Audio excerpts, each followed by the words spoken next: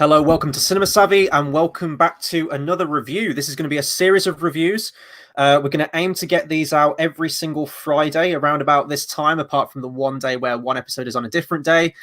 This is the big new Star Wars TV show. This is currently on Disney Plus. Don't ask us how we've watched Disney Plus. We have ways and means. This is the Mandalorian. I don't know if this was a highly anticipated series, but it was definitely a talked about one.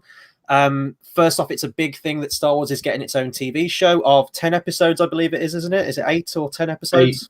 Eight for season 1. Yeah. And, it's got an all-star cast. It's got a huge budget. I mean, this almost looks as good as the films, if not better in some respects. And like Game of Thrones that we did with those, we're going to be talking weekly about the episodes. We've got 2 episodes this week. One was released earlier in the week, and then one was released today.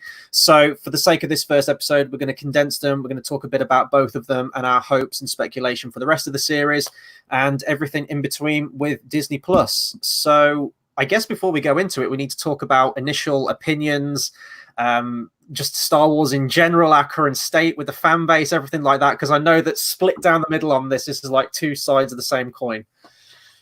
Yeah, I mean, me and you have both had our clashes, it's fair to say. Yeah. I think except Rogue One, I want to say we've probably got immediate. That was like the Christmas Eve in no man's land where we both meet and we you know, there's a cordial exchange there, and then it's back to memes with Rogue One. Rogue One. I mean, it's still my favorite of the Disney films. Yeah, with this one, this is interesting because way before even Disney took over Star Wars, there was talk for many years of a live-action Star Wars TV series, which Mr. Lucas was looking over. Part of that turned into Rogue One. Part of it turned into Solo, and I reckon it would have been a catastrophe. However, with Disney Plus comes. Well, I guess in theory, I know they've got the Jeff Goldblum show. They've done the Lady and the Tramp film and some weird Christmas film, but this is the headliner. This is Disney Plus, and this is what we have. And Mandalorian is their baby, kind of. It's the opening show, and it's the show that's caused the controversy. I want to say controversy, not for once with issues with fans. The controversy is being able to stream it. Obviously, we're not going to go into a humongous debate of how the entire world has watched Disney Plus when only 3 countries can. Safe to say that we all have our own methods. And let's be honest, not to rinse them, but they released one of, I would say it was very interesting. I'd say if they want to release the first ever live action Star Wars TV show on their new service, even if it was Marvel, being a worldwide product where its release dates are the same day, maybe one day apart, everywhere it ever is. Games, films, books, everything. Your TV show that's live action's got a 4-month difference. It's not going to work. Like, I understand that there's rights issues, but personally, and we're here to talk about them, I think it's wrong that they've created this original content. Now, I'm not here to shit on Disney and stuff, but I think on this occasion it's very wrong for them to be like, it's fine, people will happily wait 4 months. No. Their sub numbers are going to be down in Europe because they've chosen not to release it. And I understand they want their full catalogue, etc., and rights issues do come, but I'm not, Netflix didn't turn around and say, sorry, UK, you can get Stranger Things in 4 months' time when we've got you a little bit more content from the other stuff. It doesn't really work like that. And in the day and age of the internet, this internet streaming service, people are going to use other streaming services to watch it too. No, definitely. I mean, especially with something as big as Star Wars. I mean, I know that, some people may have jumped ship or are uncertain, but even still, Star Wars carries weight with it. And if you're releasing something Star Wars related months before everyone else gets it, I get it from a business sense. Disney, they're not going to they might want to gradually bring it in, see what numbers are like, see what tweaks they can do before they distribute it out worldwide as a business. I get it. But also when you're peddling this kind of content, like no one gives a shit about the Lady and the Tramp movie. Like I can wait for the rest of my life for that. I don't care. I can wait 4 months. Star Wars The Mandalorian, especially with something with its talent behind it and with the hype around it and with the intrigue, you kind of want to see that straight away. So that's why we're watching it straight away. And I'm going to continue to do that until they do decide to release it. And I think you mentioned talent behind it. I want to say going into this, when they announced this show, it was weird because there was like a room. When you get the TV rumors, people laugh at like, this started filming. No, it didn't. This was one like, a Star Wars series just started filming in America. Everyone's like, no, that's not true. And then like a month later, like Disney come out like, we've just wrapped an entire season. It had Pedro Pascal in. It had this cast. had these guys. Obviously, had Jon Favreau and Dave Filoni producing, which to me is the best thing about this. They are, I mean, certainly Dave Filoni is George Lucas's protege. He's heir to the throne. He's done Clone Wars. He's done Rebels. Rebels is definitely his baby. And obviously, he's got this very senior role at Lucasfilm in the animation department. And everyone's wanted him to transition into live action, and producing a series and directing one episode as well for a live action debut. That was to me one of the smartest things to do. And you've got bringing Jon Favreau, who, you know, I think he's a solid director. Not like as in, I don't want to like go and talk about Jungle Book and things, but the films he does is solid, and he's a Disney guy through and through. He's got a successful track record. He's got the reputation. He knows how to produce stuff, and the two of them together, it seems like they've struck gold. And obviously, one thing to say about Star Wars as of the last 5 years is Kathleen Kennedy will certainly give people chances, which I'm all for, but she's also not afraid to bin them when they need to be binned, which I've also got a lot of time for. It's like D&D are the latest victims of that, aren't they, with their new trilogy, whether that's going to happen. Rian Johnson's not sure if his trilogy is going forward. Like, there was a tweet that came out about that where he was very cagey about that. Who knows what's going on behind the scenes? I think with the Dan and Dave one, I mean, there was no one that was bothered about it. It was like Colin Trevorrow. It was when, not if. And, you know, I mean, obviously we've got different splits on that show. I know you've not seen Knives Out yet. But now Rian Johnson's done his new film, they can bring him in for his trilogy. Because I think he said in an article, or if it happens, and then all the journalists went in, oh, he's been kicked off. And his next interview was, did I say if? I mean, no, when it's happening. Okay. So it's one of them where, like I said, Kathleen Kennedy, I mean, Star Wars aside, she's one of the most successful producers of the last 30, 40 years. And these two guys, to obviously write the series as well, one of them direct. I know Favreau didn't get to direct any in season 1, but he's directing some of season 2. And obviously they've brought in like Taika Waititi, Bryce Dallas Howard for her directorial debut, and a couple of other names. I think Deborah Chow's doing all of Obi-Wan, and she got tested on this. So TV is very much a way that, you know, bring Rian Johnson again. He got big via Breaking Bad. And I think TV is the best way to bring in these new directors. And I think in the past, Lucasfilm have given these risks to these guys on films when really, you know, Lord and Miller loves Spider-Verse. I don't think they weren't ready for a $200 million blockbuster. And at least they addressed that issue before it was already out. And you mentioned Waititi as well, also part of the Disney family with Thor Ragnarok. Yeah. So they've very much cherry-picked for the most part.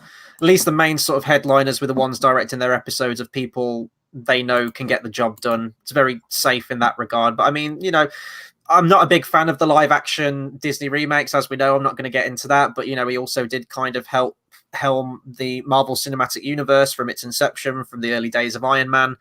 So that's a safe choice there. Waititi's proven himself. I haven't seen Jojo Rabbit yet. I know you guys have. I'm very much looking forward to that. And it's very quirky. It's very different. And he's actually directing the final episode of the series. So hopefully it's not too tonally inconsistent with the rest of the series as it's unfolding so far. My initial thoughts going into this is where we're going to differ. It was a series that was going to come out. That was it for me. I'm kind of on the ropes with Star Wars. I'm not going to lie, very much at the moment. And then this coming out, it was almost like the Solo effect with me, how you had The Last Jedi, which I didn't like at all. And then not 6 months later, you had Solo, and it felt very, very quick. I know we've had a bit more of a gap now in between, you know, since then to now. But it's like we've got the Mandalorian TV series, and before it even wraps and finishes, we've got episode 9 coming out, and it's like this is too. And you got the Fallen Order, whatever it's coming out. It's just like, oh my god, can we just slow it down a little bit? That's how I felt with this series. Nevertheless, I was very interested by the tone that we're going for it. This is dubbed as a space western, which it absolutely is when you watch it. A kind of man with no name kind of character, very limited dialogue. And it very much does feel like a western. He's almost like a tumbleweed blowing from place to place to place, which I'll get into, which might be one of my criticisms of the series and the pacing of it so far. But the trailers came out and they really didn't do anything for me. It just kind of looked like the same Star Wars things that I've seen. It's the same kind of iconography that you've seen before. It looks like a Star Wars TV series, but I wasn't overly jazzed by it. I was curious to see the tone because I know that they said they were going to go for more, I don't want to say violent, but I'd say it's definitely more violent than a lot of the recent Disney films that have come out, which is good. It is very much more. It's difficult to say adult because I still do think it's a family series. I do think kids can still watch it and enjoy it. It's very much Star Wars, but Jawas get disintegrated in this series. I mean, I know we're jumping the gun there, but that's the kind of series that we're dealing with this thing. And that's one of the things that not struck me, but the first scene, the guy gets chopped in half. There was a debate, people saying, is the door just going to stop on him because it's Disney? Is it this, that?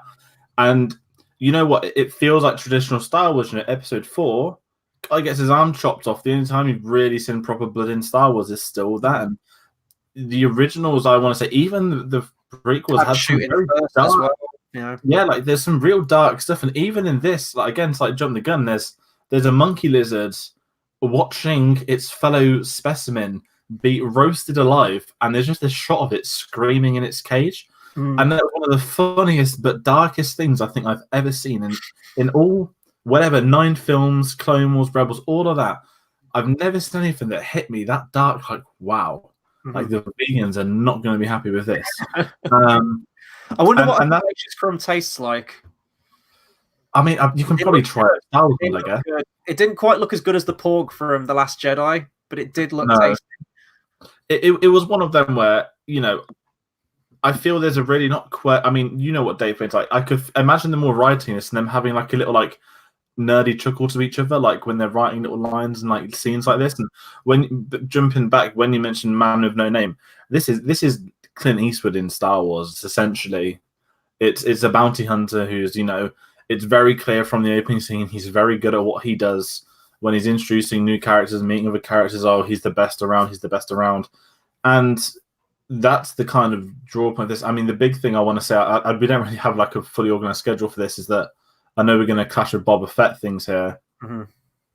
I'm very happy he's not Boba Fett, because there were rumors, I don't want to say rumors, I think people persisted in the thought he would be unveiled as him. But straight away in episode 1, there's like a vague origin, which I'm assuming they'll probably go into as the series progresses. But it's not Daniel Logan with watching his daddy's head get chopped off. I think that's the main thing to take away from this, is that he is just another Mandalorian. I do think this, I know, again, we're going to differ. You might have like dates and things here of when things were originally scheduled before, whatever. I do think this probably started out as an idea of some kind of Boba Fett kind of spin-off, whether that's post Return of the Jedi out of the Sarlacc pit, whether it was originally going to be the Boba Fett standalone movie that they've kind of reworked and mashed into this. I don't know, but I do believe that at some point it went through their heads of, let's make a series or something on Boba Fett. And then that's probably progressed into, let's just do one of his race, like a Mandalorian kind of character. I'd agree. I will say, though, I will not rule out any kind of tie-ins to Boba Fett before this series is done. Knowing what Disney are like at the moment, I guarantee, whether it's a reference, whether we go to Tatooine at some point, we find a ruined helmet or something happens like that, we will get some kind of reference to Boba Fett. I can almost guarantee that will happen at some point. I think that's fair. I reckon, I mean, we know that Kenobi was the film, which is now a series. And obviously, was it James Mangold that was in at the time? James Mangold was rumored to do a Boba Fett film. That was the same day as Obi-Wan those break, wasn't it? And I feel with this, I reckon, I mean, Dave Filoni, obviously in Rebels and Clone Wars, he's had Mandalore. He's basically made them relevant to not just being Boba Fett, to like, I guess, animation, like canon, current canon. And obviously Jon Favreau, I can't even remember this, but he was in Clone Wars. He voiced one of the pre-Vizsla or so. I haven't watched it in so long, but I reckon it was a Boba Fett idea. And I reckon that when these guys came on board, I reckon they probably quite quickly not change it, because they're clearly inspired, because there's a lot of references to the holiday special, which I've got. Yes, I did want to bring that up. That was quite cool, actually. They mentioned the dragon that he rides in it. He's obviously got the weapon that Boba Fett has in it, which is bloody incredible. On the nose mentioned Life Day as well.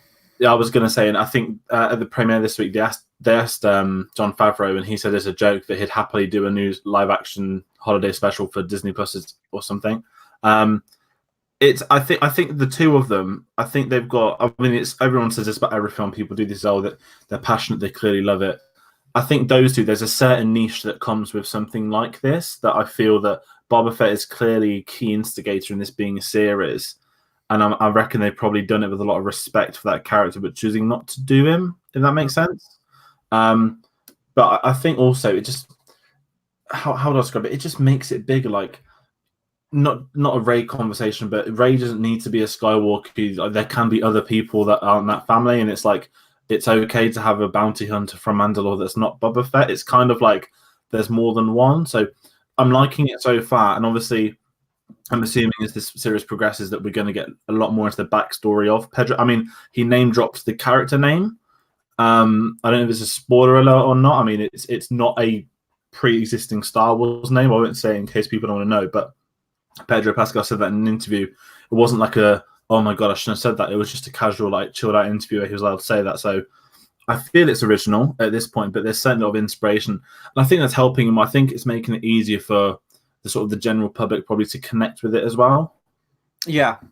No, I would agree with that. I do like if they do keep it away from Boba Fett, then fair enough, because Lord knows I want to see some different stories that are not connected in any way. Like they said, like the standalone movies when they were doing those were going to be completely standalone. Well, you kind of have to watch A New Hope before watching Rogue One, and I guess Solo is kind of a standalone one, but yet there are still some callbacks in there that you're only going to get if you've watched the movies. Whereas this does feel like, you know, you don't have to have watched Star Wars. You could just sit down and watch this as a brand new series, which I do appreciate that. If we're going to get into like the actual episodes now, so we'll start with Chapter 1, which is literally just called Chapter 1. It doesn't have any kind of subtitle or anything like that. I went into it with an open mind, and I wasn't too sold on Episode 1. It felt like what it feels like so far, and I guess I'm not going to really be able to give a full sense of my thoughts on the entire series until the entire series is done, because I will say that Episode 2 definitely did pick up for me, and I definitely did enjoy Episode 2 a lot more than Episode 1. It feels like it was originally meant to be a movie, like a 2-hour movie, and they've kind of dragged it out considerably. I could imagine if you took these 2 episodes, mashed them together, this would be like your first 15 or so minutes of your film. But obviously it's dragged out to be a lot longer for a TV series.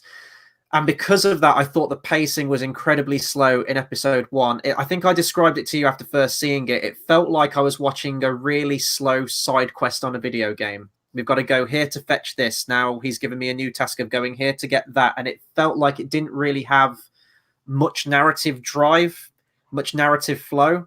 Whereas I thought Episode 2 was more focused in that way and actually did feel like it had a sort of beginning, middle, and end and a goal that he was working towards. See, I'm kind of opposite but similar. I didn't have the vibe of 1, but then when you mentioned it after I saw 1 and I watched 2, it was like goes back to ship. I mean, this isn't a criticism of it. It's like goes back to ship. Jabba's there. Quest for Jabba's item retrieve, like a role playing game. Yeah. And I don't think it's a bad thing, because I think I'm so not used to seeing Star Wars in this kind of format of, you know, not like a slow burner, but there's time. There's not A to B to C to D. It was kind of that like play it over time. And I think one thing that's I've picked up very interesting. I know we're only 2 episodes in. Episode 1's length was 40 minutes. Episode 2's was 30. I feel as if, you know, some series like you're going to have an hour every episode for this long. Mm-hmm. I reckon with this we're going to get altering time lengths every episode. Mm-hmm. I think that's a good thing, because Episode 2, I know this is kind of like a mixing between both, but Episode 2 didn't need to be longer than what it was. I thought his timing was perfect. Nothing. Yeah, there was no scene that dragged on too long. No scene that was there too little. I think Episode 2 was like timing was great. And I think what that also means is obviously in the future when you do want to give something a binge, you know, when there'll be 8 episodes to watch legally, I think it's going to be one of them where I've got a feeling, I know this is jumping right in, but I reckon next week will be a big one, because we've got this firm location, well, not location, but we've had this story told. Now they're going to head over there. Mm-hmm. So it's going to be one of them, which makes it a little bit more interesting because you don't know what to expect. I know that's only like minutes per episode, but, you know, I'd rather have that if that's going to save a couple of million on effects of not having a longer Sandcrawler scene or more Jawas to put into us. Because one thing I do want to say is the best things about these Disney films have been seeing. I mean, I love the prequels, we all do, but obviously there's no clone trooper armor. It was all CGI, blue screens, green screens. And I appreciate there's a lot of these on The Mandalorian, because it was all shot in a studio in America. There wasn't any location filming. It doesn't look like that. There are some really obvious CGI shots, but certainly the ones in space, the ones of like the bars, obviously the prosthetics and everything. This is looking as good as the films have it, and that's to get on TV. I know that the TV budget's so high. I think it's the third most expensive like debuting show, but still to have that transition, I think is amazing because I've not watched Star Trek.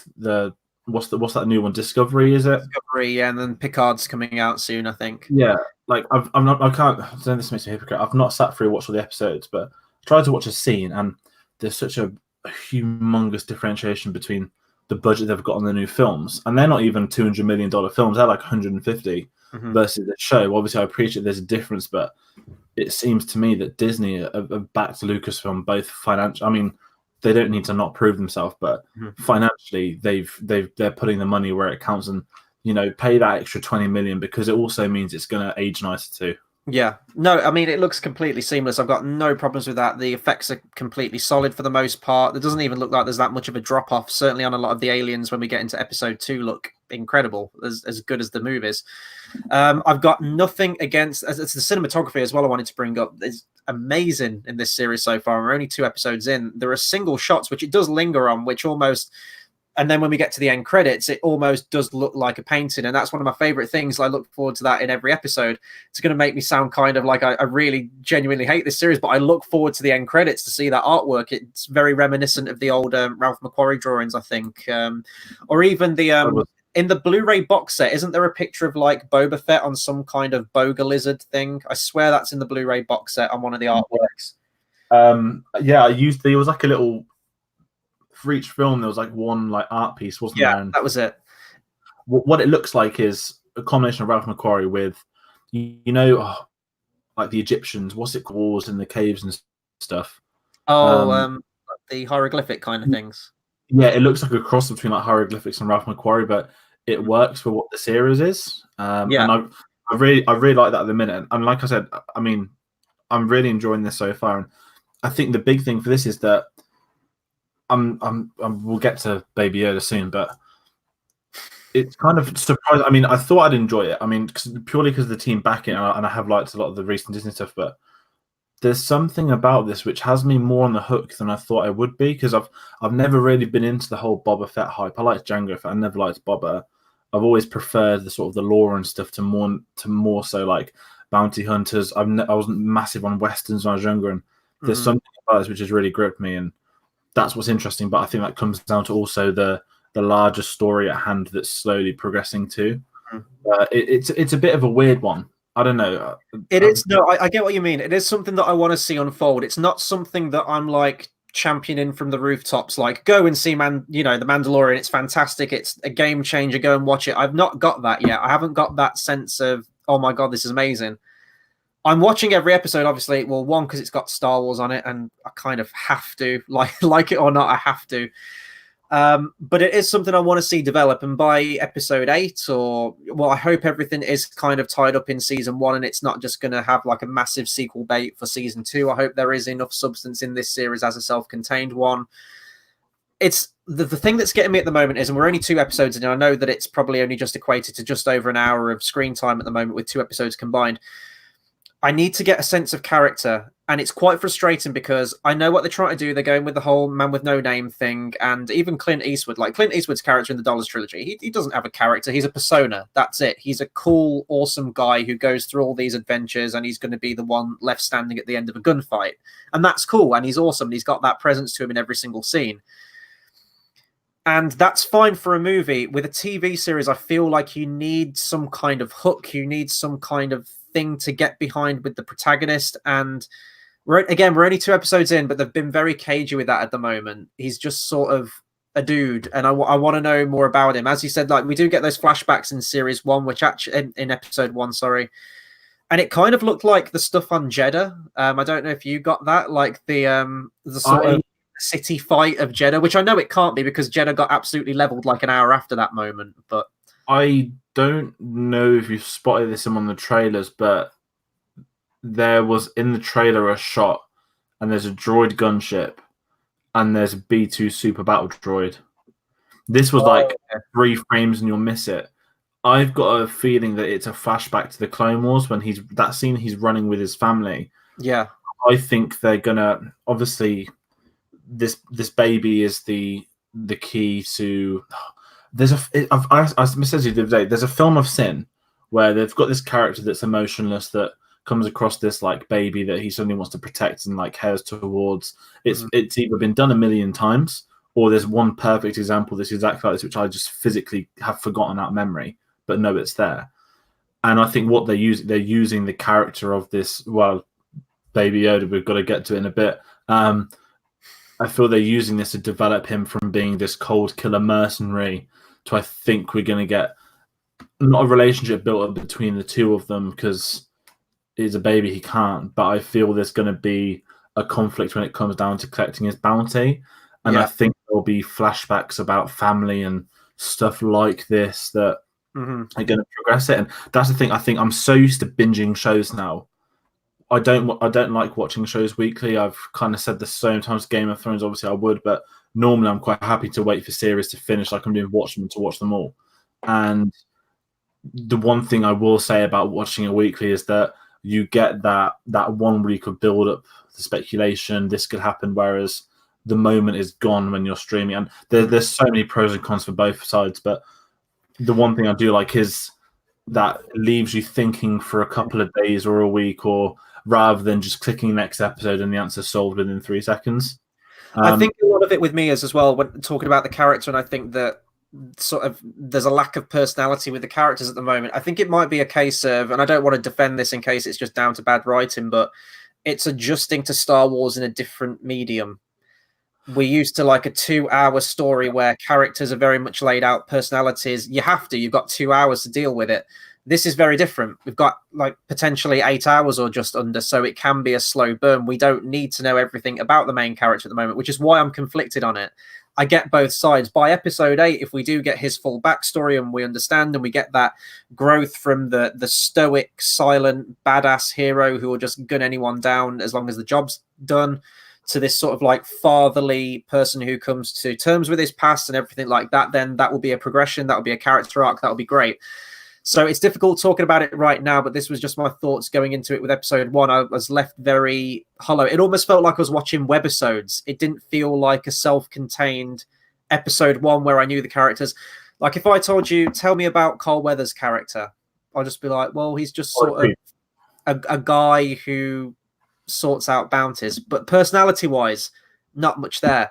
You've got Nick Nolte's character of the Ugnaught guy who helps him, and it's like, well, what? There's not really many scenes with them as people, as characters, as personalities. You go back to the original Star Wars, and I know that was based off, tropes in fantasy and things like that, with like the princess, the rogue with a heart of gold, the magician kind of character with Obi-Wan, the courageous kid whose dreams of bigger dreams and things like that. They're all very set archetypes in that original film, but it felt like they had personality. They had banter back and forth with the script. I haven't really got that sense with this series so far. And I think one thing that I've noticed is that we haven't met the second build person, which is I've forgotten her name, the actress, Cara Dune, the character. How on earth I've forgotten her name? The ex-MMA fighter, Gina Carano.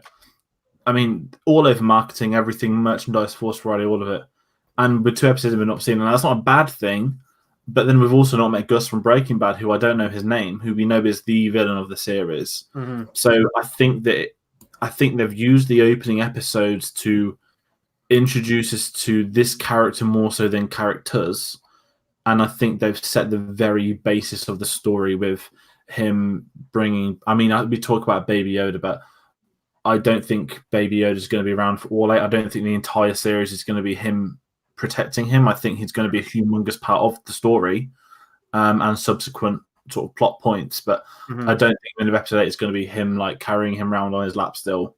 Yeah. I think, and that's what's making it interesting. I think should we go talk about Yoda, because let's talk about Baby Yoda. This is so far, alongside with the character thing, which obviously might change. I'm not coming down on it like thunder now. I'm intrigued by it. I need to see where it goes before, and then do like an entire season 1 review when it's all said and done.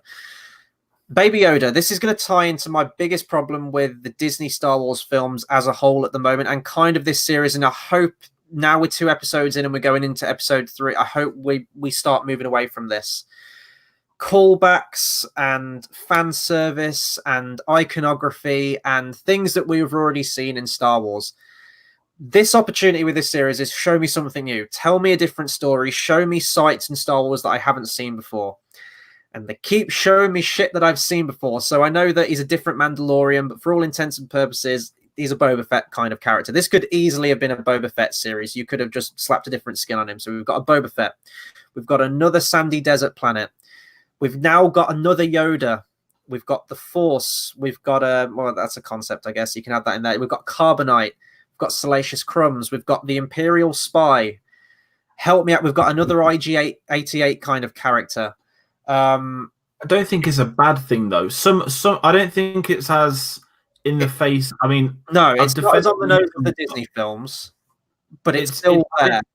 I don't think it's as in the face as it has been in the film. So Canto Bite and the reggae scene in 7 and 8. We do get another kind of cantina bar sort of scene at the beginning, episode 1 of this. Yeah. I mean, I think this is very different. I think for this like scum and underworld, you do need those bars, but we're not having the elaborate. Here's the tracking shot of every single person here. I mean, even Rogue One had it. Music as well in Force Awakens. The one thing I said, it feels very natural. Now, I know what you mean with the throwbacks to fan service.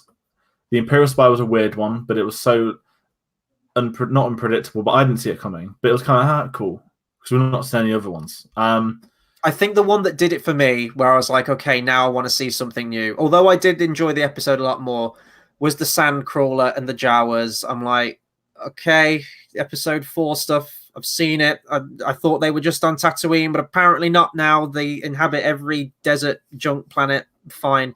It's okay. It's fine. But it's like, okay, I've seen this before. I know what you're doing. Let's get into something new. I didn't need to see Jawas and another Sandcrawler and everything like that. It's just, that's my take on it so far. I get that. I mean, it's right to have that opinion, because it is very sort of open iconography. The Yoda one's the more interesting one, because if someone would have said to me 3 months ago, 6 months ago, 1 year ago, the Mandalorian's going to have a baby. I mean, we could say Yoda because the species has never been named, and I'm going to get into this. That would have put me off if I'd ever have known that. Now, getting to the reveal at the end of the first episode, that is, I mean, I expected a baby, but it being that species, I don't think Lucasfilm would have signed off on that for the sake of anything. I mean, they're very not protective over their rights. Certain legacy characters, I want to say that's maybe a fair word. There was always rumors that there was talks of a Yoda series from, George Lucas. I was going to say, they talked about a possible, I don't know if it was one of the anthology films they were talking about, was a possible Yoda origin, wasn't it, or something? I mean, I've said before, I'm not a fan of Yoda. I respect him. I understand why a lot of people like him. But even as a kid, I didn't like him, especially when he was like killing all the clones. I never really was fussed by it. But introducing that species has just took this into another direction for me now. Obviously, we knew it probably was going to be force-powered, force-sensitive, whatever. I predicted it straight at the beginning of... actually, there was a moment in episode 2 where I think he puts the baby on the floor and it kind of... It puts his hand up. It like leans up like that, and I thought... Yeah. And then when he got into that fight with the woolly rhino thing at the end, it's going to levitate it and it's going to end the fight. And sure it did.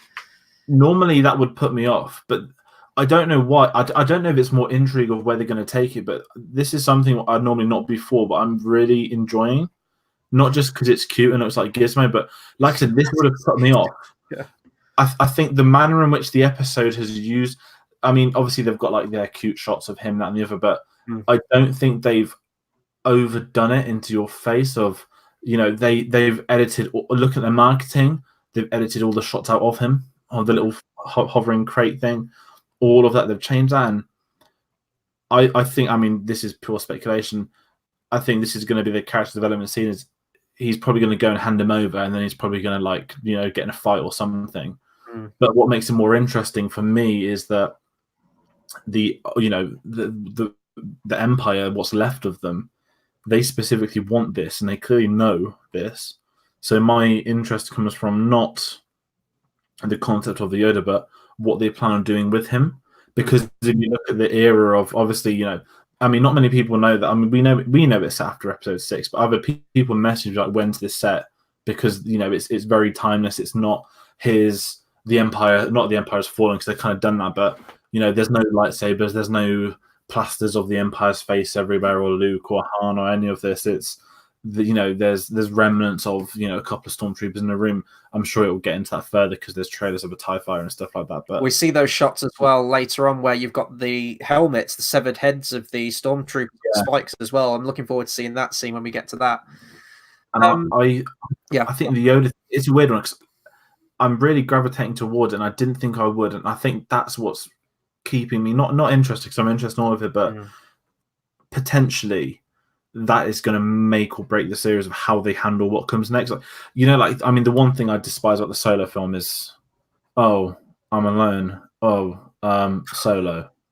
That's my biggest criticism of that film. The thing everyone loves about Yoda is you never know his species name, and it's just rife speculation that the species is called Yoda or whatever. We know Yaddle's a thing. Oh yeah, I forgot about Yaddle. Is this their child? We don't know, but I don't want this scientist to sit in a room, be like, oh, here's the species, here's this, here's that, here's. Leave it a bit ambiguous, because you know what the Star Wars fans are like. They zoom into shots. The scientist has got the same matching Camino thing on his arm and stuff. So, okay. I'm very interested to see what the game plan is with this. But like I said, that's what's really keeping me hooked in. And I feel as if this was probably such an early stage development for them to pick this as a big story point. And I think intentionally not put in any marketing at all, I think it's made it very interesting and very different to what I expected. Well, if they announce that species name, you're going to have Pablo Hidalgo in some kind of living room somewhere, hastily writing down the next Star Wars encyclopedia that's going to come out at the end of the year to update. I'm waiting. I realised this. Episode 9 is on pre-order, everything. They haven't announced a Mandalorian. I'm sure there'll be one. There will be one. Yeah, they'll wait till the series comes out first. Maybe, do you reckon they'll bring it out in March once we get it worldwide? No, they'll do it probably as soon as it finishes. I mean, we'll get soundtrack in a bit, but they're releasing the soundtrack to every episode on YouTube straight after it airs, which is really cool. Oh, the Disney channel thing that keeps spamming my sub box every time a new movie comes out. But we'll get to soundtracks. I know me and you got some similar thoughts on that. The Yoda thing with me, just to come back with that, is I kind of need to see where it goes to give it a fair shot. As of right now, when I saw it, I was like, well, it looks like Yoda, but I'm sure they won't do another Yoda. It might just be another species that kind of looks like the love child between Yoda and Gizmo. I'm glad you bought the Gizmo thing as well, because I instantly thought that as well. I will say it is very cute. It's probably going to be the latest Disney toy. Funkos. Fuck Porgs now. They're gathering dust in some kind of bargain bin somewhere where it's all about Baby Yoda now. It is very cute. The effects on it look great. I don't know if it's a mix of a puppet and CGI, but it looks absolutely flawless. Okay, right. These are my... If it goes this way, these are my problems with it. And we kind of talked about this as well in that, you're playing the new Star Wars game that's come out that's set in between 3 and 4, sort of wiping out the last remaining Jedi post-Order 66. And I think we had this discussion about a week ago, the more Jedi that exist parallel to original trilogy, I have a problem with. Because to me, as a story, it takes away the prospect of Luke and maybe Leia being this really important turn of the tide in the balance of the Force. The Jedi are all but extinct, but there's one last shred of hope, which is going to be Luke Skywalker, and brings balance to the Force, saves the day. We've all seen the original trilogy. I like him being... I think the more Jedi you add into the minutiae and have across the galaxy at that time, it takes away from that special quality, and I do think it diminishes the story. And I kind of have that problem with this as well, in that if we're going to keep adding more Jedi again straight afterwards, I know that we've established that anyone can be Force sensitive at this point, but especially with it being another Yoda, I'm really worried that it's going to be some relation to Yoda. If it is a child of Yoda, if it's a grandchild of Yoda, I will hate that. If it's Yoda reincarnated, I'm going to hate that even more, because... Well, they said he's 50, though, so they said it's 50. So it can't be... I know what you mean. No, I know exactly what you mean. Yeah. But that's the thing, because I think what threw everyone was they said it's 50 years old, it's still a baby. Some really funny memes out there. Someone's like, when 100 years old you reach, you spit your pants, you still will. No, I know. I think with the Yoda stuff, it's a very dangerous and risky path. And I'm hoping there. I trust Dave Filoni with it. Force wise, I think he's the guy. Like, I think if anyone saw Freddie Prinze Jr.'s rants, in his words, I know more about the Force than you. Why do I know? Because Dave Filoni taught me. George Lucas taught him. George Lucas is the Force. Then he was like, "Fuck off to everyone." It's the most dangerous thing this could have done, because I said the idea of a Yoda film or anything was risky. It needs to go again because we're 2 episodes in. It's gonna go. I think this is gonna go 2 ways, and it's gonna be it's gonna be 2 massive ways. But the fine line is that. It's also the fact of that I was really looking forward to this having nothing to do with Jedis or the Force or anything like that, and just being like a really good gritty Western shoot 'em up, bounty hunters, Empire stuff like that. I didn't need. Now we've had literally probably going to be a Jedi levitating something already with the Force. I mean, it's already in episode 2. It's kind of weird as well that he doesn't know anything about it. He's seen it up close and he says, "I don't know what this power is yet." The Jedi and everything like that.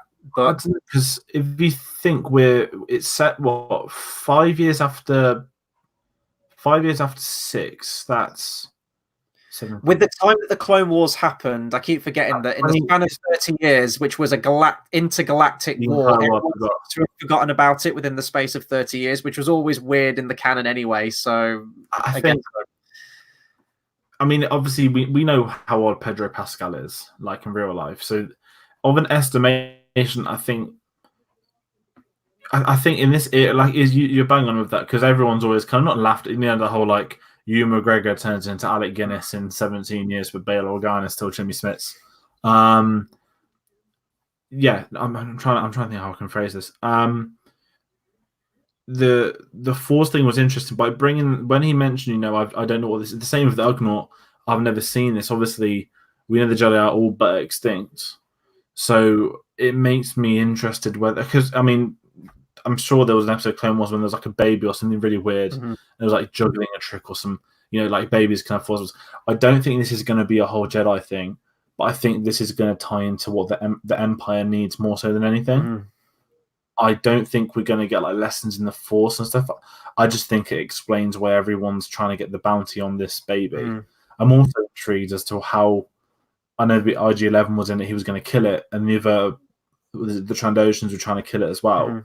There's clearly another person out there who doesn't want this baby Yoda thing to make it and would rather kill it. So again, I think it comes down to how the final output is, and I reckon the Yoda thing we'll know in the next couple of episodes. I don't think it's going to be a case of, like a lightsaber, not like a lightsaber kind of, but I think it would be like, I can't see the Force being used again, or if it is very sparingly, not a Magneto in First Class when he kills everyone in the opening. Do you know what I mean? That kind of thing. They built up to Yoda doing that trick. I say Yoda. I don't know. Just someone's going to name it, but we've got to call it Yoda. We've got to call it Yoda. Everyone's called it Baby Yoda. What I would say, the scene where the Force thing happens, we knew it was coming, but I thought it was very well shot. And the big thing I took away from that moment was the music, because for the first time, because I thought the same. I'm not talking about Rocky yet. No, I know. Was it like a musical cue that should have been there and wasn't? No, this is what I was going to say. I'm happy it wasn't. Oh, okay. I was expecting Binary Sunset. Yeah. But I don't think it would have worked. I like that the Mandalorian's going with its own kind of theme, and they're choosing to. There's been 2 key moments in the series soundtrack-wise. You've had the ending of the first episode, where it's like the weird, like not like a tingling thing, but like a guitar. It's like a guitarish, isn't it? Yeah, I know what you mean. Yeah, and that was kind of like, it's like a what's the word? Like a whimsical, like intriguing. So I don't know the words for it, but it's one of them where like it's not a soundtrack that says this is this bombastic, beautiful violins, John Williams thing. This is like a raising question mark song, and that really worked with that last scene. I thought it worked really well. It was almost like the Star Wars equivalent of like from Good, the Bad, and the Ugly that's sort of repeated throughout. That's how I took it. It's a signature thing that's tied into it. They didn't use it as much in episode 2, I don't think, but they did kind of use it a lot more in episode 1. And it's one of them. That's what I think. If they'd have chucked Binary Sunset in with, a baby Yoda pulling up I think it wouldn't have worked. I think for what this film wasn't, I think because you're in the point of view of the Mandalorian as well, who's clearly confused by it. Because I think he was expecting to die because he kind of put his head down, didn't he? Yeah. So I think that really helped that moment, because if you'd have chucked Binary Sunset in, I'm already done with Baby Yoda, because it just would have been too Skywalker Saga. Like, I know they're calling it Skywalker Saga, and I hate calling it as well because it's 1 to 9. But I'm happy they went with another theme for that, and I feel this is going to be the Mandalorian theme across the series, maybe. Yeah. I will really quickly before we get into the music. I know that was a good segue, but I like that. One, I keep forgetting it's Pedro Pascal every single time because I'm used to the Oberyn Martell voice, and he sounds nothing like him. Every time the credits come up, I keep forgetting it's him. But I like that he's actually. It will be so easy to do this show as a guy who's completely untouchable, can get out of any situation, is an absolute badass. Kind of reminds me of another character a little bit in Disney Star Wars films at the moment. But he is getting his ass kicked. He's climbing on that sand crawler. He's getting kicked off. He's getting his fingers trapped in. He fights against that rhino and he almost dies against it.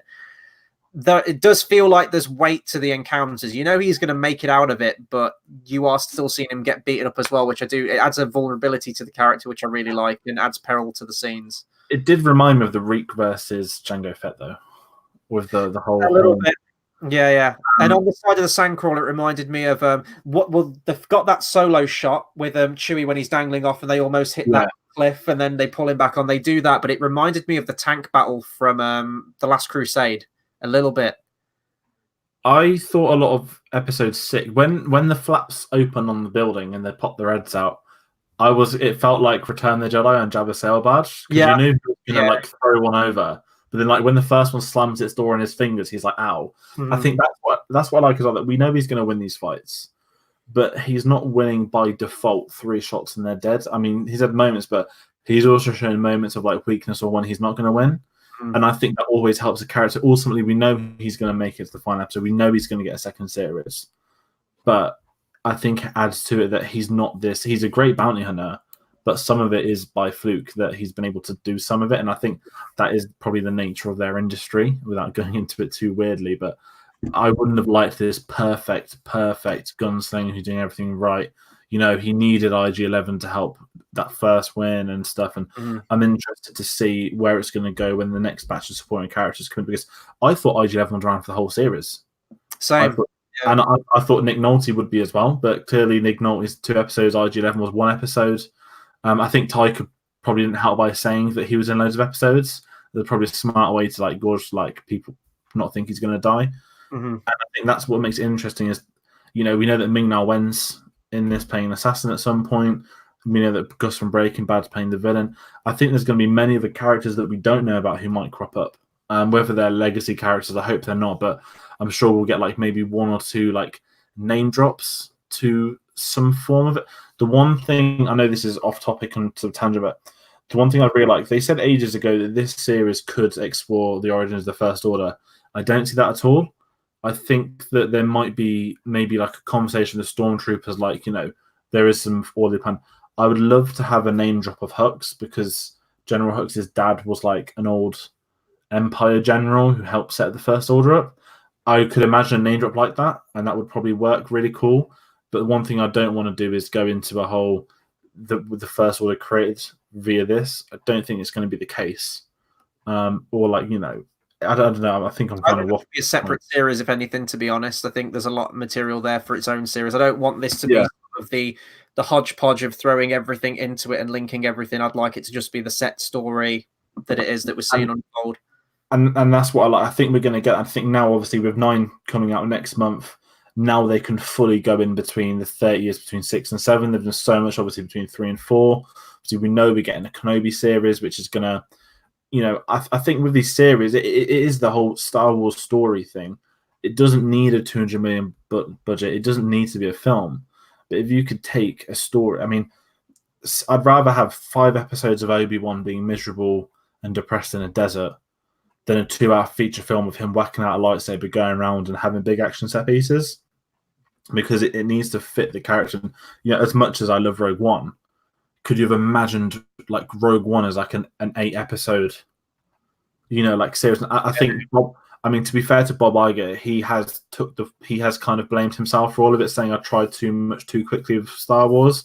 And I think, to be fair, I know we're only 2 episodes into the first series, but I feel it protects the films as well if they stick to having the side stories as a show, because you can explore more and it not be as important as the films, but at the same time be its own property without needing to be compared to the films. Does that kind of make any sense? Yeah. I think we'll probably eventually get some payoff to this Solo films as well. Maybe. I know they didn't do very well, but now you've set up that Darth Maul thing in the context of the movies. If you don't pay that off, then that's a huge just clang. Like, I know, obviously, like if people have watched Rebels and Clone Wars, I get it. But if you're just watching the movies and stuff like that, that's a massive, massive plot hole. I kind of wish they hadn't have done that now in Solo, just for that moment, and the fact that we're probably not going to get a rest of the trilogy. Bringing it back very, very quickly, you mentioned the music. Ludwig Göransson, I think his name is, did the music to, did you say he did it to Black Panther, I think, did you say? Black Panther, the Creed films. Creed films being key to this, and I'm so glad that you picked up on this as well. There was one key scene that we both picked up on in the end credits as well. The music sounds like Rocky. I will say the music's very, very different. It's unlike any kind of music that we've heard in Star Wars before, probably for good reason. It doesn't fit for me. There's just something about it which doesn't fit. There are moments where it does. I kind of like that weird alien noise. It took a lot to get used to in episode 1, but I could run with that. But it just doesn't fit. We're so used to that Williams sound, and we've had that in the video games. The composers they get for that always try and mirror that sound.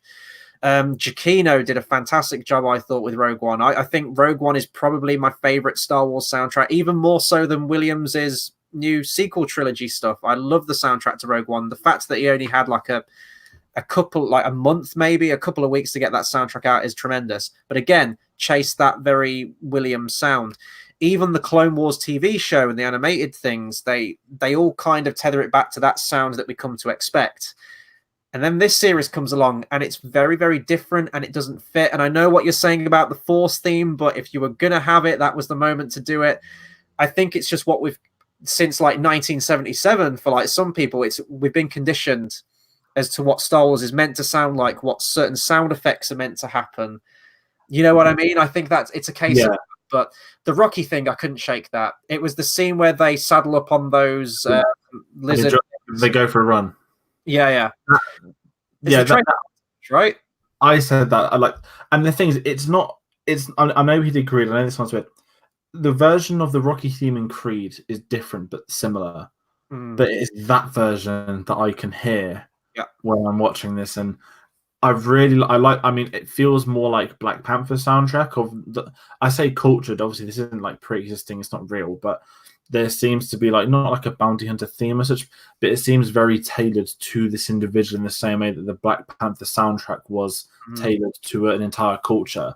And obviously, he won the Oscar for that as a soundtrack. Not mixtapes from Guardians. As a soundtrack, that's Marvel's best soundtrack to me. I know the best song is an Endgame, but as a soundtrack, Black Panther blew me away. And obviously, I can't pronounce his name, Ludwig, but he's one of Hans Zimmer's proteges. He's doing Christopher Nolan's next film, which is a big shoes to fill, because Mr. Zimmer is doing the Dune soundtrack. No idea why he can't do them both, but I respect that. When he got announced, I was very intrigued because I didn't think it would sound like Star Wars, but I'm kind of in a different spectrum.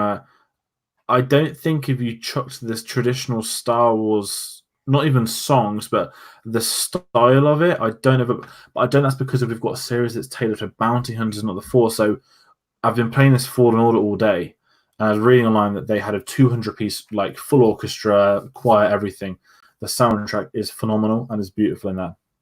But it's so tailored to Star Wars, like what you said, the Star Wars we've heard over the years. I think because this is the one bit of Star Wars that's the most different. I didn't like the Solo soundtrack.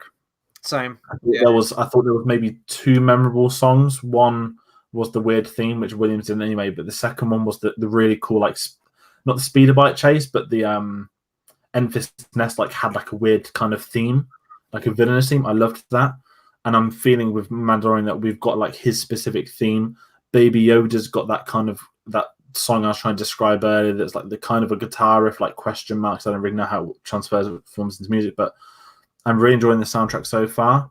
But I'm intrigued because we know that obviously when he did Creed, he borrowed elements from Rocky, made it his own, the same as Giacchino did with the Imperial March in Rogue One. I'm wondering is maybe when we get Gus from Breaking Bad come and we get more Empire people in, there may be some more traditional elements that pop in. Mm-hmm. But at the moment, I think it's working well. I don't know. I know it's very different. It's the brass fanfares, isn't it? It feels like feels like you're about to hear Stallone just go like Adrian, like I did it, or something like that. It's that very Victorian. Really hard. That first, I didn't hear it in the second one except the credits. It's fine being in the credits because of the photos, but that when they mounted, it was the whole. You're a Mandalorian. Your grandparents rode the dragons, whatever, and then the theme starts, and you can picture, he's going to get on that saddle, he's going to run across the desert, and he's going to fucking get his cargo, just like how Rocky goes for his run. He runs up the stairs and then he celebrates. It was so to that point, and that's the only thing. And I was happy you said it to me as well, because I was the only person of people I'd spoke to that thought that sounded like the Rocky theme, and that threw me on that scene. It hasn't thrown me anything else, but if it's going to be recurring across, could you imagine if he's in like he's trying to like chase? When he was chasing the Sandcrawler earlier. Yeah. Imagine if they'd have put that theme on, and it sounds like the Rocky running theme. He's running after a Sandcrawler. It would have been like parody. But I'm enjoying the soundtrack so far. But the theme did throw me off a bit. But the actual Mandalorian, the whole like 3-minute song, I know that only comes in like 1 minute 10 for like 30 seconds, but all the other bits I really enjoy. I don't know. It's what I like about these, again, TV. John Williams, he owns 1 to 9. I like the fact he didn't do the spin-offs. He didn't do Clone Wars. He didn't do Rebels. He didn't do anything like that, because they can bring in other people to have a go. But I think with this Ludwig, I think he's one of the big up-and-coming composers for the sort of new era coming through. Hans Zimmer's got so many proteges, they say it all the time, but this is a guy that he's already won his Oscar. He's doing a Nolan film, which I'm excited for, and that's a pretty big year for him. So I'm excited to see what comes next. It's a weird one. Yeah. I didn't know it was a protege actually, Zimmer, because usually with the proteges you can hear that Zimmer sound, but I honestly don't get that with Ludwig from the scores that I've heard. It does sound distinctly different. And is that I feel as if it's a kind of good thing. Yeah, no, it is. It is because not. I mean, I love Michael Giacchino. Like, he is like not the new John Williams, but he's so inspired by Williams, and that's a brilliant thing. When he took over Rogue One, you knew he'd have his respect for the franchise and do his own themes, the Krennic theme, everything. All his themes are perfect, and you want someone to, if they're a protege, you want them to have the respect for them, but it doesn't sound exactly like them. Mm-hmm. And I think that's what I feel of Ludwig, rather than, I love the Mission Impossible soundtrack from last year, Lorne Balfe, and it sounds exactly like a Hans Zimmer soundtrack, which is why I love it so much. And it's obvious he's one of the proteges. You read his wiki, and he was taught by him. It's one of them. Again, it's not criticism, but this is clearly one of his students that's kind of gone in his own way at something. Mm-hmm. But it makes me interested to see what could come. And I guess that's sort of a good way to tie it up, because I think I've said pretty much everything I can on this series. I am interested to see where it goes. It's very difficult doing this sort of piecemeal episode by episode, but we're still going to do it that way anyway, because it's as we're watching them. And we're going to have episode 3 review out next Friday, probably at the same time of 9:30 GMT. I'm intrigued to see where it goes. I'm not jumping for joy with it for right now. It's got my interest. I will continue to watch it, but it's not got me to that place of like, yes, my faith has been restored in Star Wars kind of thing. I need to see the full story of at least season 1 as a whole, beginning to end, because it does feel like you're seeing like little webisode chunks. It's not like some TV shows where I know that you're watching this great whole, but you can go like, oh, I'll watch this, this episode here. This feels like you need to see the full story to completely appreciate it, what it's doing. If there are some callbacks to the great mythology, to like Return of the Jedi and events that happen there, I'm interested to see that. Framing it in the context of that is fine, but I do want to see them break away from the familiar stuff that we've seen, and I want you know, like going from like the originals to the prequels, where the prequels is completely new aesthetic, new vehicles, new everything like that. I want to see something like that. So that's my biggest hope for this. And I really hope that that's not some relation to Yoda as the baby Yoda. I don't want it to. Like I said, Yoda's, I think, going to make or break, I think, the entire series, how they do it. It doesn't need to be related. If it's some cloning thing or some whatever, I don't know. But either way, that's if they can pull it off, I think they've done very well. But so I'm really enjoying it so far. I'm intrigued by it. It's a very heavy Star Wars month. There's there's a game I played about 8 hours on already today, which is amazing. We don't do game reviews. Gaming Savvy didn't work out, but that's where it's taking me out, and I think that's probably the funniest thing I said all day. Before we, if you close it off, are we still good? Are we still live? No, we're still live. Okay, we've had a comment. I'm going to click it now. I don't know if it's going to come up, or if you have to do it because you're hosting it. Janiyah Warren, I've watched the first 2 episodes of The Mandalorian, and so far I'm not sold on it. To me, it's just okay, not great. The episodes are way too predictable. I'm kind of in the same camp. It's fine, but I hope it does pick up. But we have seen that with some Star Wars TV shows, right, where they do have a kind of rocky start or find their footing and then eventually become actually very pretty good. Speaking of which, Clone Wars on Disney Plus next year, I believe. Looking forward to that. I think that's going to be the final season that's going to tie everything off after a very long hiatus / cancellation, which means I do want to go back and watch some of the Clone Wars episodes because that's some good stuff. I like the Clone Wars. At Clone Wars is best. It's on par with the best of Star Wars. At its worst, it's on par with the worst of Star Wars. It's absolutely, yeah. There's no middle ground with Clone Wars. It's kind of that, like, you stumble on an episode like, cool, is it one of the good ones? Is it one of the bad ones? And 100 got Bombad Jedi, but then you've got like the Camino. So Clone Wars is great. Rebel. I mean, I would say normally watch Rebels, but when Clone Wars is wrapping, Rebels would be very cool to watch after Clone Wars finishes. I think I'm interested to give a rewatch for that. Honestly, that trailer came out for Clone Wars, and I saw Ahsoka back, and I was more jazzed for that trailer for Clone Wars than I was for the Episode 9 trailer that came out for Episode 9. That shouldn't happen, but I'm very much looking forward to Clone Wars. There's a lot of Disney content coming out this year. We'll wrap it up with Disney Plus talk very, very, very quickly. Obviously, we're getting it launched here in the UK officially in March. Countless Marvel series. This is, Obi-Wan series eventually coming out. I'm sure they're going to crank out more Star Wars series as well. Possible oversaturation of both products. I think more so for the Marvel thing at this point. We spoke before we went live. I think Disney Plus as a whole, I think obviously Marvel right now is the bigger franchise. There's no hiding that. Avengers is the highest grossing film in history. The last 10 years are Marvel. If you look at cinema as like what's defied the last decade in film, Marvel. They've been very good when they've took risks, and Kevin Feige has a very good track record of. Guardians of the Galaxy was a risk, and look how that's turned out. To me, TV could be this making it important to watch the TV now before the films. It's going to make it a lot harder. It feels like an obligation now. It feels like it really is. Anyway, with the movies you can get away with, but adding TV shows into the mix as well, it's going to be a lot. It reminds me of the time where I was watching Arrow, and then The Flash came out, and then you had to offset each one. Yeah, you have to watch in the correct order, and it was too much, and that's probably why they got eventually. Everyone gave up on it, and I think with Star Wars, I think I kind of touched on. I think Disney Plus suits being able to tell some of these smaller Star Wars stories, which I'm down for. I think we know that the Cassian series is meant to film next. I think early next year. They kept saying it's the wrong character to do a Star Wars story on. Well, that's the thing. You wouldn't expect it to, but then ultimately it could end up being all right. I mean, Ben Mendelsohn really wants to be in it, which is right now my biggest thing. So that'd be fucking great. Ben Mendelsohn's in it. It's going to be great, but Obi-Wan, that was the one everyone wanted. It was the one that we knew we would get eventually. Top tier. And, they've confirmed it. Six episodes. It's filming at some point next year. They've already given the writers the scripts are all done. The directors in for all 6 episodes as well. I would imagine that Cassian will come out. I want to say right at the end of next year or early 2022. No, it's 2020 next year, isn't it? Well, I reckon Cassian will come out at the end of next year. I think Mandalorian season 2 will come out at a similar time, like a year from now.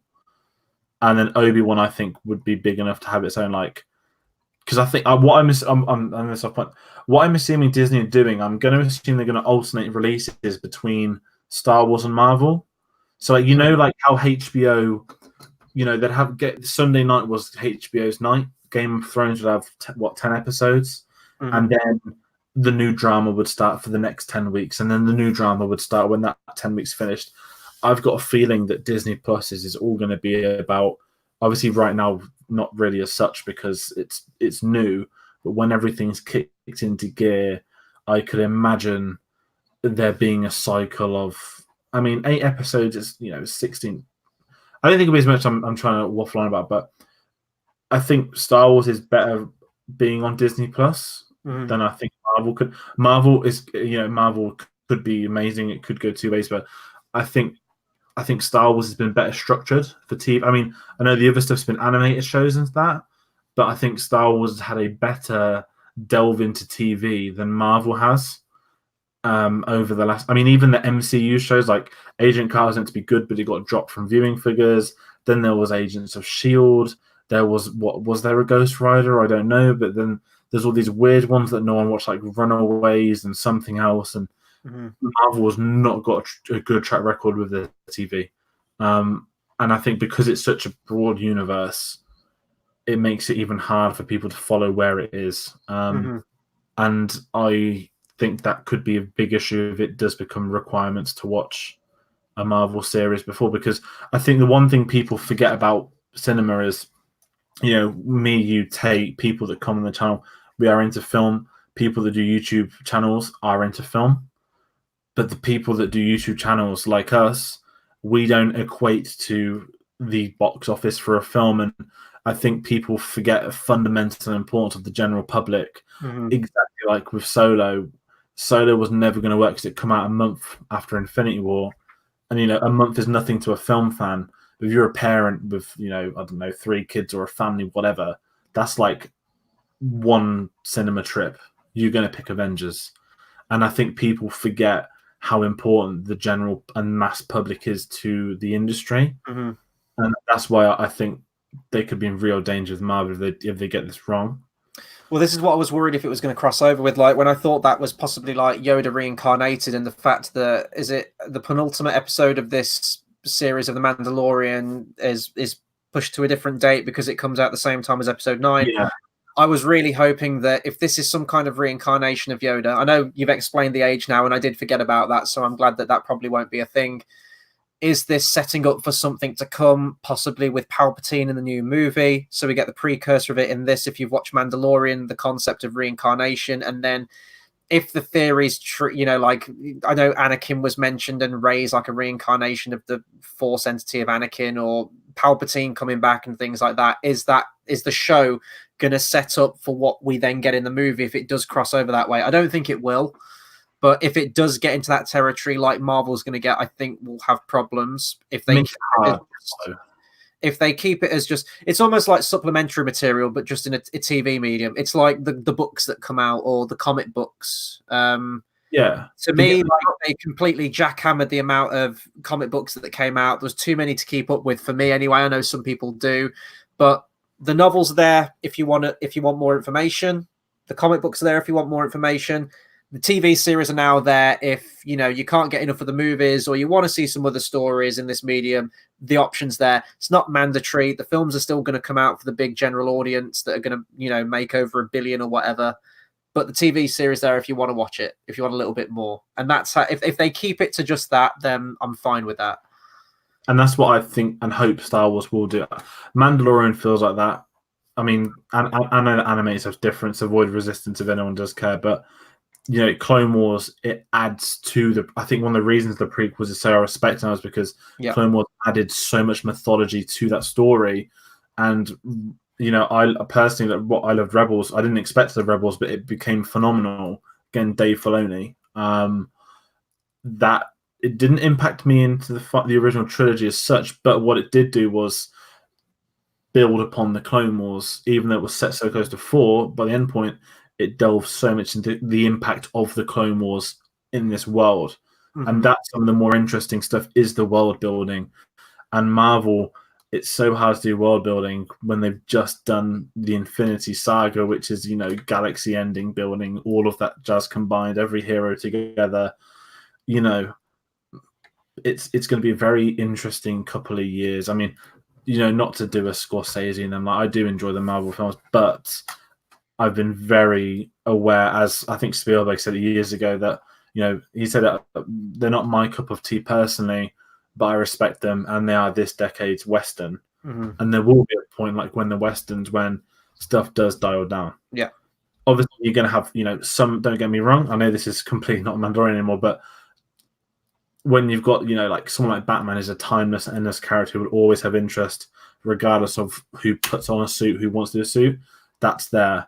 But making a Batman film is not making a risk with a product. Bringing out, you know, I don't know, like Young Avengers or She-Hulk, even no, they didn't announce Ghost Rider, bringing back Blade. I'm down for that, but there's at some point, how could that universe pop if it's done wrong? It will. It'll explode. It's the natural progression of things. The real tell is going to be with like Black Widow coming out and the Eternals. I know we've kind of gone off on a tangent now, but whatever. That will be the tell to see if it's still bringing in the figures, to see if it's still bringing in the box office. Spider-Man Far From Home came out very, very close to Endgame, so I think people are still riding that high, so that's probably why that made a lot of money. The question is, now we've had that gap. It was the epilogue as well, wasn't it? It was marketed as the epilogue to that film, and their politics scandal. And I don't think the next Spider-Man film in the MCU is going to be as MCU-y as the last one, because I think they'll be building in an escape button for when it needs to be pressed. Building into that Venom crossover that we're going to get undoubtedly when it goes back to Sony. But yeah, no, I pretty much said everything I can on The Mandalorian. Looking forward to episode 3, see what happens in that one. These 2 episodes, I'd almost recommend people watching episodes 1 and 2 back to back as almost a complete episode. It feels like it does. At the end of episode 2, we're flying to a new location now. That sort of part of the story's over. We're moving into something different now, and I hope we do move into something different. So if you like this review, please do comment. Let us know what you thought on the first 2 episodes, as Janaya has indeed already in the live stream right now. And please do join us every week if you can. As I said, 9:30 GMT is the time we're looking at to get these out every single week. So it's a regular time slot for you guys. And we'll be talking more Mandalorian as the series comes out. Other big films coming out as well this month. Keeping it Star Wars related, Rian Johnson's Knives Out, which I know that you and Tate have already seen. It comes out in cinemas later this month. Very much looking forward to see that now. I've seen the trailers for it. Yeah, other big movies. I know there's been some that we've skipped, namely Terminator, but does anyone care? Really? Does anyone care? But yeah, so please hit the subscribe button, all that good stuff. Links to those in the description down below. And until the next video, we'll see you guys next time. Thanks for watching.